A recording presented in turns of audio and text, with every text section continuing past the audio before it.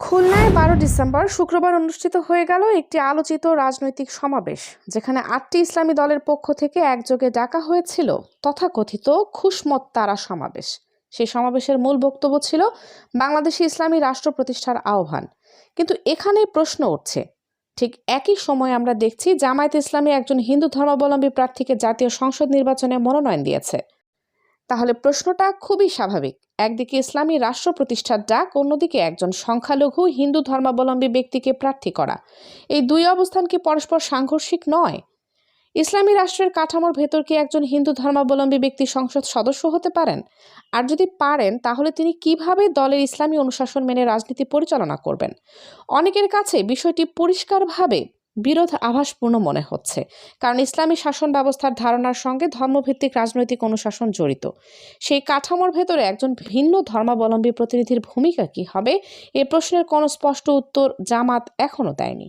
গত কয়েক মাসের রাজনৈতিক বাস্তবতায় আমরা লক্ষ্য করছি, বিশেষ করে ৫ই আগস্টের পর থেকে জামায়াতে ইসলামী এক ধরনের পাওয়ার পলিটিক্সের সক্রিয় হয়ে উঠেছে।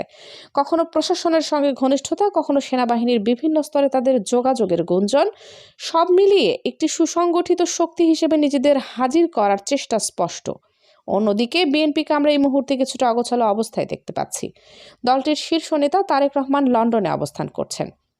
দল থেকে একাধিক মুখ কথা বলছেন, কিন্তু সেই বক্তব্যে নেই সমন্বয়, নেই ধারাবাহিকতা। এই রাজনৈতিক শূন্যতার জায়গাটিতে জামায়াত ইসলামী নিজেদের শক্ত অবস্থান তৈরি করতে চাইছে।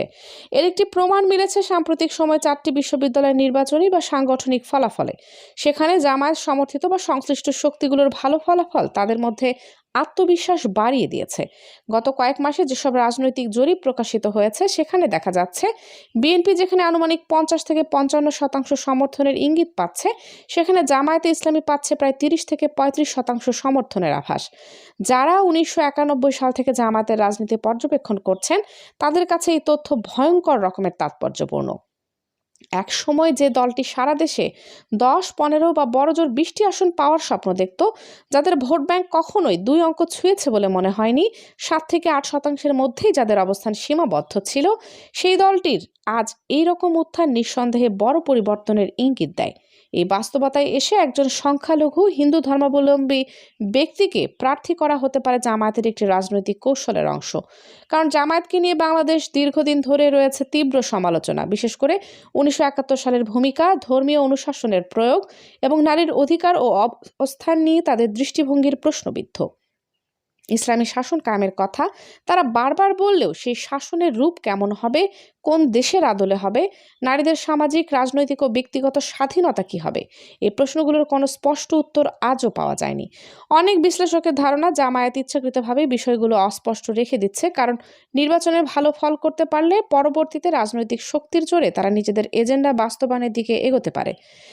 এখন প্রশ্ন উঠছে, আমরা জামায়াতের রাজনীতিতে দুটি স্পষ্ট ধারা দেখতে পাচ্ছি। একদিকে ধর্মকে পুঁজি করে নির্বাচনী মাঠে অগ্রসর হওয়া, কখনো বেহেশতের টিকিট দেওয়ার ভাষায়, কখনো ধর্মীয় আবেগ উস্কে দিয়ে। অন্যদিকে 1971 সালের ভূমিকার জন্য ক্ষমা চাওয়ার বদলে তা নানাভাবে যুক্তিযুক্ত প্রমাণের চেষ্টা।